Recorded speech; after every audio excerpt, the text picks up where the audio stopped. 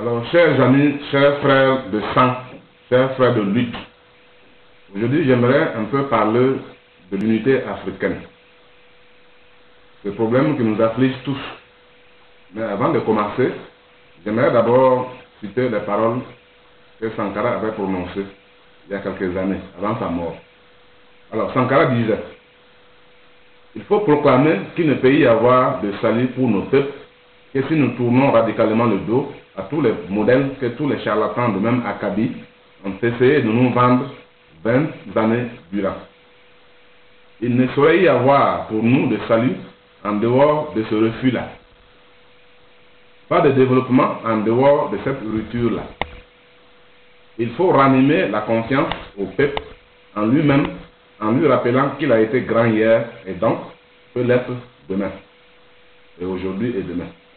Fonder l'espoir. Alors, nous parlons de l'unité africaine. Il y a beaucoup de réunions qui se succèdent partout en Afrique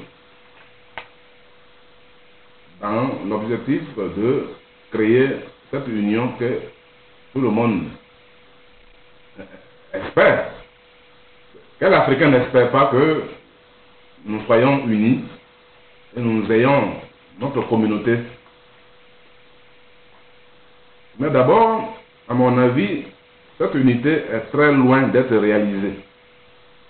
Pour le simple fait que nous ne pouvons pas nous allier en cherchant de résoudre nos problèmes, c'est-à-dire en contrastant l'impérialisme et en même temps collaborer avec ces derniers. C'est impossible. C'est impossible. Quand ils ont voulu créer l'Union africaine, donc ils ont créé les membres des gouvernements, ainsi de suite, vous avez vu que M. Jean Ping, qui est le président de la Commission africaine, avait été élu par la délégation de Omar Bongo. C'est-à-dire, il a été délégué par Omar Bongo, avec la pression de la France.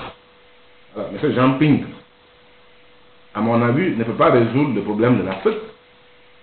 Puisque c'est des gens qui pensent comme en France. C'est des gens qui mangent comme en France, comme les Français.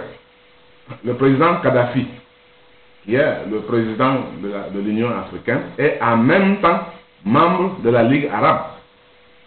Si vous vous rappelez très bien, le président Kadhafi était venu en Europe, en Italie. Il a demandé même à l'Union européenne un financement de 5 milliards d'euros par an pour contraster l'immigration clandestine des pays africains vers l'Europe. Et tout dernièrement, même au Sénégal, le président Kadhafi, au Festival des Arts Nègres de Dakar, a voulu insister pour la création d'une armée africaine. Cela est bien, c'est souhaitable, mais nous savons très bien que l'unité africaine ne peut pas se réaliser au niveau des institutions. L'Union africaine doit d'abord se réaliser à l'intérieur de l'Afrique elle-même. Tant qu'on n'aura pas compris que un Congolais, un Gabonais, un Malien ou un Sénégalais ou un Burkinabé ou un Ivoirien sont les mêmes peuples, tant qu'on n'aura pas compris ça, il n'y aura jamais d'unité africaine. Tout dernièrement en Côte d'Ivoire, lorsqu'il y a eu les élections,